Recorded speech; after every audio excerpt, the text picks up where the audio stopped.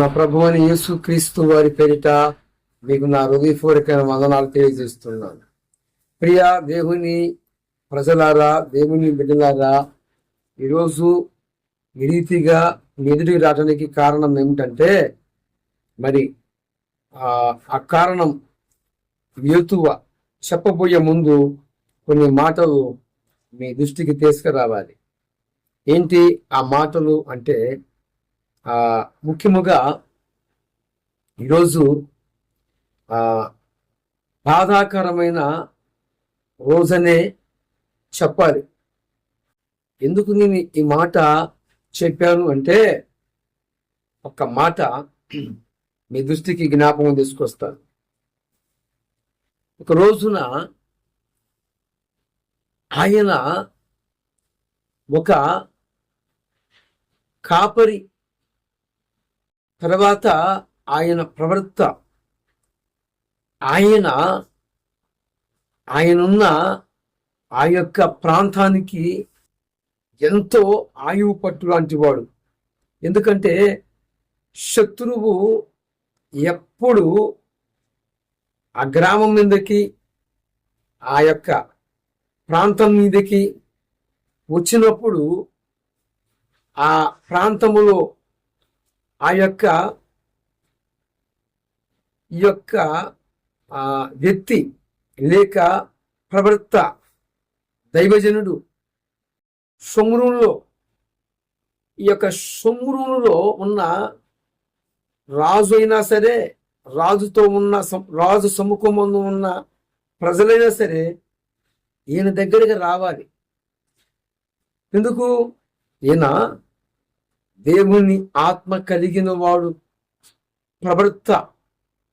అయితే కాలక్రమంలో ఈ ప్రవక్తకి ఏం జరిగిందో ఏమో తెలియదు, కానీ ఆ ప్రవక్తకి ఒక భయంకరమైన వ్యాధి, మరణకరమైన వ్యాధి. అది ఏమిటో, ఆ వ్యాధి ఏమిటో మరి ఇక్కడ తెలియజేయబడలేదు, కానీ అక్కడ చెప్పబడిన మాట ఏంటంటే, మరణకరమైన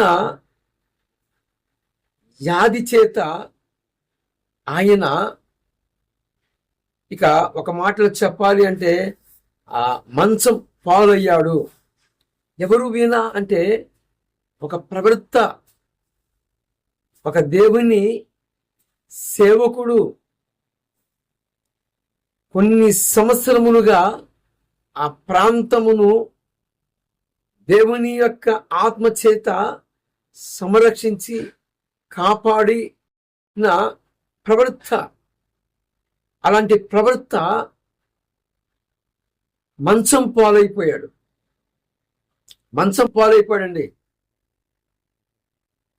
ప్రవక్త కదా, దైవ సేవకుడు కదా, దేవుని బిడ్డ కదా. ప్రవక్త మరణకరమైన వ్యాధి చేత బాధపడటం ఏమిటి, మంచం పాలు కావటం ఏమిటి? ఏమండి,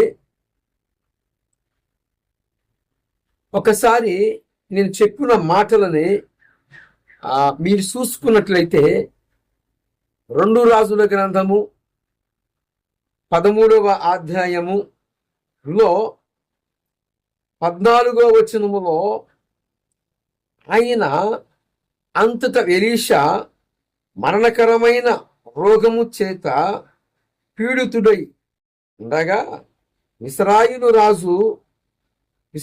రాజు అతనిని చూస్తానికి వెళ్ళి అంటాడు, నా తండ్రి ఇశ్రాయేలుకు రౌధములను నీవే అని ఏడ్చెను.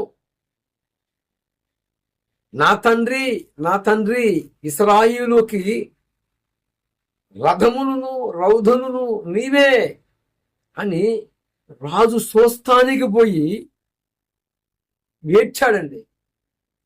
రాజు ఎక్కడ? ఒక కొలతలో చూసుకుంటే రాజు మరి స్థాయి వేరు. కానీ ఆ రాజు ఎక్కడికి వెళ్ళాడు? దేవుని సేవకుని దగ్గరికి వెళ్ళి చూస్తూ అంటాడు, నా తండ్రి, నా తండ్రి, ఇశ్రాయేల ప్రజలకి రౌధులువి నీవే, రథములు నీవే, రౌధములు నీవే అని ఆయన ఏడుస్తున్నాడు.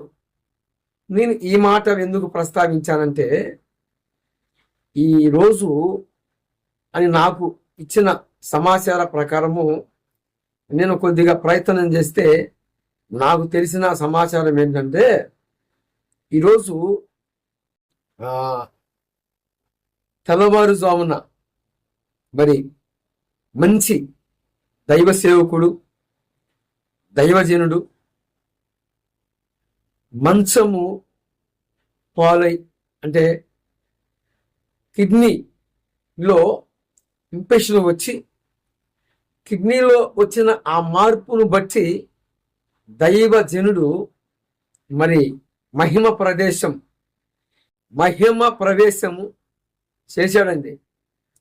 ఎవరు ఆయన అంటే, ప్రకాష్ అనే దైవ సేవకుడు.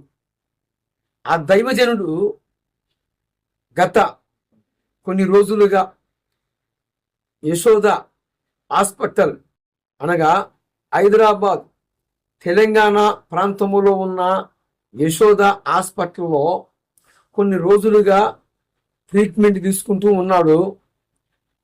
నాకు అందించిన వార్త ప్రకారము, నాకు తెలిసిన సమాచారాన్ని మీ ముందు ఉంచుతున్నాను.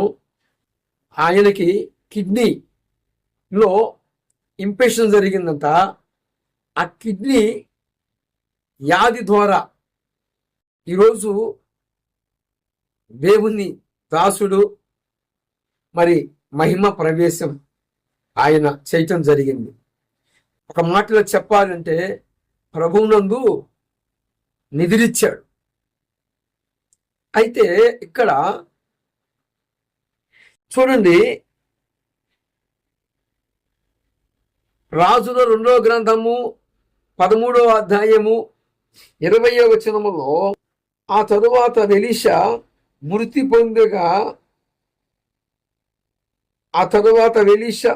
పొందగా వారు అతనిని సమాధిలో ఉంచిరి.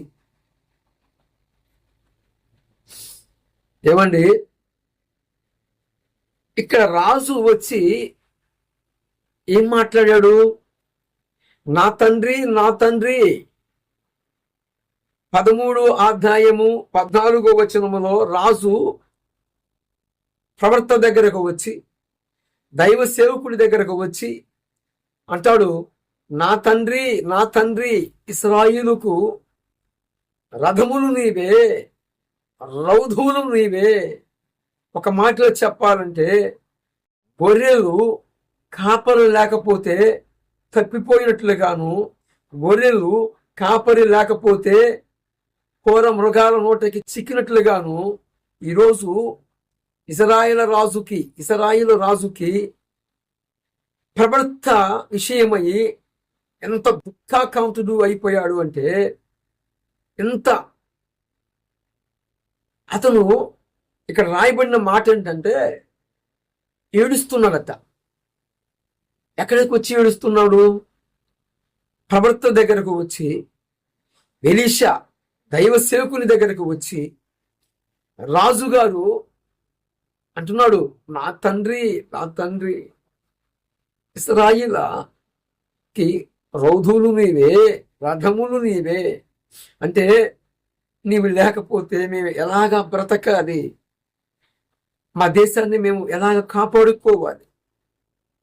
ఈ మాటని మీ దృష్టికి నేను ఎందుకు తెచ్చాను అంటే, సంఘములో కాపరి లేకపోతే గొర్రెలు తప్పిపోతాయి.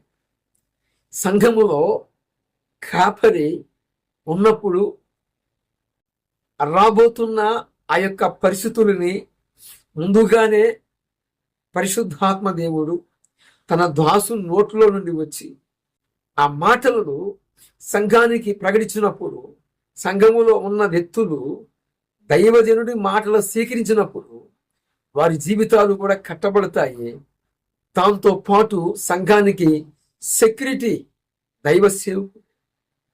అది గుర్తెరిగిన రాజుగారు ఎలీషా దగ్గరకు వచ్చి ఏడుస్తూ ఉన్నాడు. నువ్వు ఎన్నో సందర్భాలలో రాబోతున్న ఉగ్రతని తెలియజేశావు, అలాంటి నీక ఈ మరణకరమైన రోగము వ్యాధి అని ఏడుస్తూ ఉంటే, ఆ సందర్భంలో కూడా రాజుకి కొన్ని మాటలు తెలియజేసి అతను తరువాత ప్రభువునందు నిద్రించాడు లేక మరణించాడు. ఈరోజు దైవ సేవకుడు కిడ్నీ